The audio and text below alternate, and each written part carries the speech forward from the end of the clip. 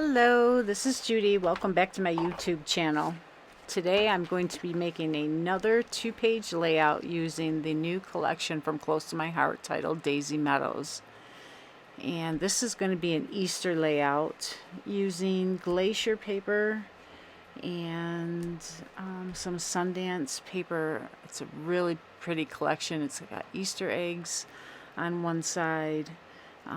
But if you don't do Easter, the other side is always a more neutral pattern with the same colors. But you do not have to use it for Easter theme. So with the glacier here, I did go through and stamp with one of the little stamps on the stamp set. It's a little dot. Just add some interest to that background paper. And then I'm laying down these strips, and I took part of the zip strip and cut it in half to make a border. And you can use those, the trimmer that I have there, to make the strips in half. It's a really nice cutter. The Fiskars, and if anything ever goes wrong, they have a lifetime guarantee on their products, so it's a fabulous company.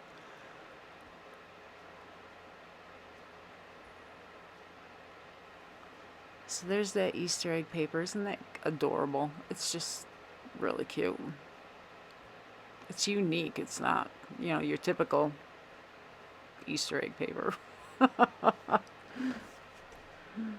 And then I bring that other zip strip piece up to the top there. And it kind of moves your eye around the paper. With the title has some yellow in it, so it'll give the 3 areas of yellow. And then I use the peacock layer to mat my photo. I like to mat my photos. And you can see the little direction sheet there and how they have theirs. I kind of follow it pretty closely. I do add another photo mat on this layout though. There's a lot of room on the page underneath the title, so I have so many pictures. I'm like, why not add another one to write? And there you saw me using that anti-static pad to put powder on my sticker so it wasn't sticky all over. And there I'm trying to figure out where to lay it. And now with that down, I can put down my title. And this is right off the sticker sheet. And it has Easter wishes. Of course, it's not connected, so you could just do wishes and, make it birthday wishes or what have you if you're don't do Easter. But I love how it can be curved like that. I don't do curved very often. So I like when they have these catalog layout sessions because it stretches my creativity and makes me do things that I wouldn't normally do. And there's that extra photo mat that I added. And they've got some big Easter eggs from the sticker sheet that I add in the corner there. And I popped one up with the pop foam just to give it some dimension. And there again, another really easy layout. And yes, at the end of this video will be more close-ups. Isn't that plaid lovely? I love that plaid. However, I do flip it over because the yellow plaid is on the other side and I really wanted to use the yellow plaid. I'm like, oh, do I want to use I think I'll use this one instead.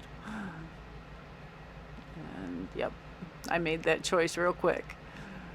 There's my trick with the glue. I put the glue on, fold it in half, and spread it with the other piece of the paper so that it spreads it out and I don't get any seepage, or very minimal seepage. And here I had cut my papers wrong, so I'm just going to finagle it and match it up as best as I can and then cut off the edge. Not a problem. I roll with my mistakes because I have learned I make too many and it's not worth it to get frustrated. So there I cut that strip, that other strip, and I probably couldn't find the other one, but I now in the video can see it peeking out of the direction sheet to the right there. And I'm like, oh my gosh, there it is right there. I probably never saw it when I was creating the layout.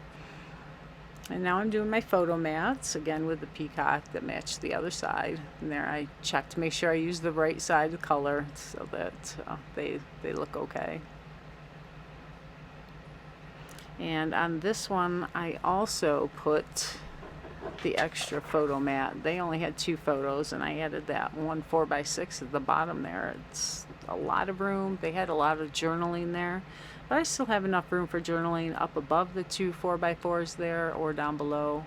And there you can see, if you don't press down your ATG gun adhesive, if you don't press it down firmly, you can wiggle it to manipulate it to move it up, and sometimes your Cricut scraper, you can go underneath it to remove it.